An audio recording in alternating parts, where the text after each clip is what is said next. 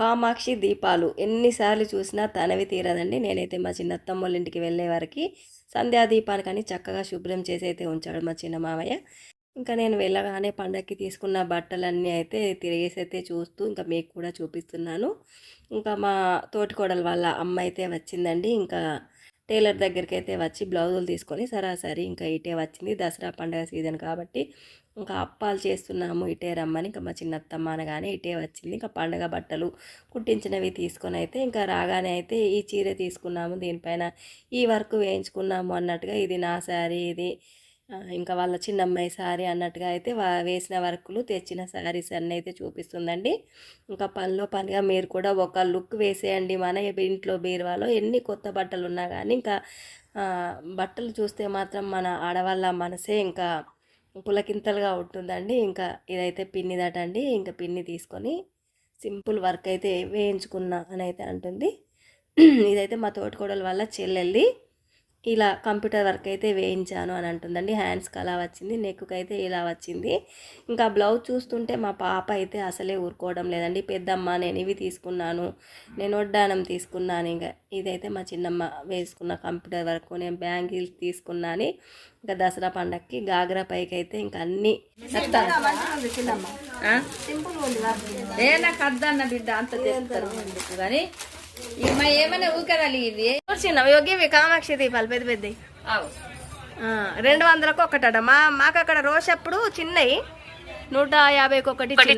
మేము కూర్చొని కబుర్లు చెప్తూనే ఉన్నాము. ఇంకా సంధ్యా సమయం కావడంతో మా చిన్నమామయ్య అయితే సంధ్యా దీపం కూడా వెలిగించేశాడండి. మా చిన్నమామయ్య కృష్ణ భక్తుడు అని 2 పూట్ల చక్కగా దీపాలు పెడతాడు అని ఇంకా మీకు ఇదివరకు వీడియోలో కూడా షేర్ చేయండి.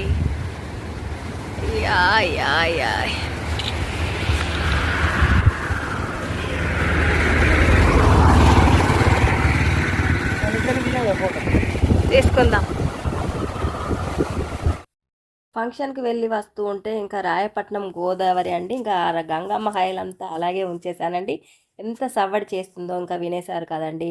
చక్కని లొకేషన్ అండి, మంచి వ్యూ.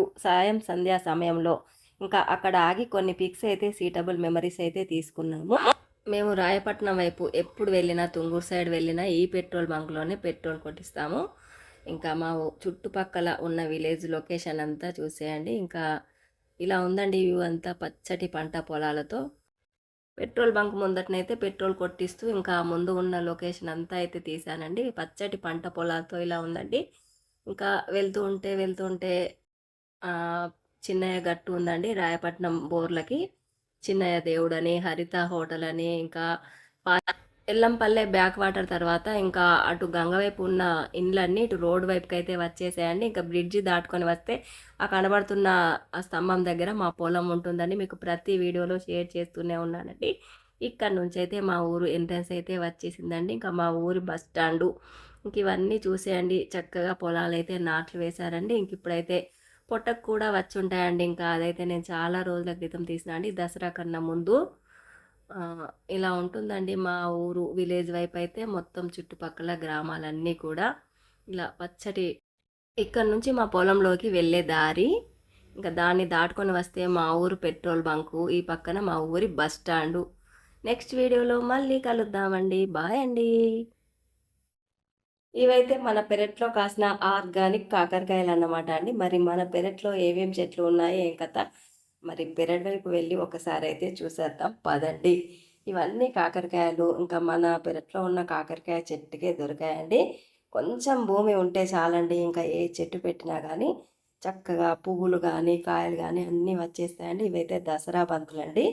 ఇంక ఇవైతే మా ఇంటి పక్కన ఉన్న గార్డెన్లో అయితే వేశాను. ఇంకా చిన్నగా ఉన్నాయి కానీ ఇంకా ముద్ద బంతులాగా ఉన్నాయండి. దసరా బంతులు అంటే దసరా వరకు పూలు వచ్చేస్తాయి, దసరా బంతులు అని అంటారు. అందుకే వీటిని అయితే మనం బతుకమ్మ పండుగలో పేర్చుకోవడానికి వీలుగా అన్నట్టుగా గోరెంట పూలు, ఇంకా తమలపాకు చెట్టు అయితే చక్కగా ఆకులు వస్తున్నాయండి, పెరుగుతుంది.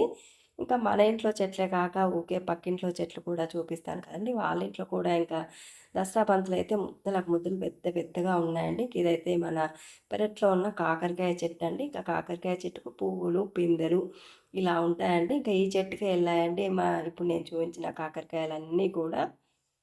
చెట్టు చిన్నదే అయినా కానీ చక్కగా కాయలు అయితే బాగానే వస్తున్నాయండి. చూసారా తీగ ఏమాత్రం కనబడటం లేదు. కానీ కాయలైతే చక్కగా వచ్చేసాయి. ఇవైతే రాములక కాయలండి. టమాటాల్లో ఒక రకం అన్నమాట. దీంట్లో అయితే మంచి రోగనిరోధక శక్తి ఉంటుంది అనైతే చెప్తారు. ఇంకా మేము ఎన్ని సార్లు టమాటా చెట్లు వేసినా గానీ ఈ ఇత్తనం అయితే పోవట్లేదండి. రాములకాయ టమాటాల చెట్లే వచ్చేస్తున్నాయి. ఇంకా ఇది బయట పెరట్లో ఉన్నదండి ఇదైతే. దసరా బంతి రాములక పళ్ళైతే తెంపిన తర్వాత అయితే ఇలా ఉన్నాయండి. ఇంకా దసరా బంతులు, రిక్క బంతులు కూడా ఉన్నాయండి. ఇంకా సన్‌ఫ్లవర్ పువ్వులాగా కనపడుతుంది. ఇది పెద్ద సైజే ఉంది గానీ రిక్క అండి. ఒకటే వరుసుంది. చూడ్డానికైతే చాలా నైస్‌గా ఉందండి. ఇంకా మన పెరట్లో ఉన్న గోరింట చెట్లు కూడా చూసేద్దాం రండి. ఇంకా వైట్ కలర్‌లో, పింక్ కలర్‌లో 2 కలర్‌లలో ఉన్నాయండి. గోరింట పూలైతే చెట్ల నిండుగా పూసేసాయండి. ఇంకా చెట్లను చూస్తుంటేనే చాలా బాగా అనిపిస్తుందండి. ప్రకృతికి దగ్గరగా ఇలా వచ్చి ఒక 5 నిమిషాలు రిలాక్స్ అయినా గానీ ఇంకా ఆ ఎనర్జీ లెవెల్సే వేరుగా ఉంటాయండి. ఇంకా ఈ పూలన్నీ ఉన్నాయండి మన పెరట్లో అయితే గోరింట పూలు, ఇంకా కొబ్బరి చెట్లు, దొండకాయ చెట్టు, జామ చెట్టు, ఉసిరి చెట్టు, హ్మ్, చిక్కుడుకాయ చెట్టు, ఇంకా సోరకాయ చెట్టు అయితే పోయిన సంవత్సరం ఉండే గానీ ఇంకా నిమ్మ చెట్టు పైన పోయి నిమ్మకాయలు ఏమీ కాయట్లేదు అన్నట్టుగా ఈసారి అయితే సోర చెట్టు ఉంచలేదు తీసేసినాం. ఇంకా కొబ్బరి చెట్లు, దొండపాదు అక్కడ ఉందండి. గోరింట పూలు ఇదైతే చిక్కుడు పాదు అండి. మనం దసరా బతుకమ్మ రోజు చిక్కుడాకులో నైవేద్యం పెట్టినాం కదా ఈ చెట్టు ఆకులే.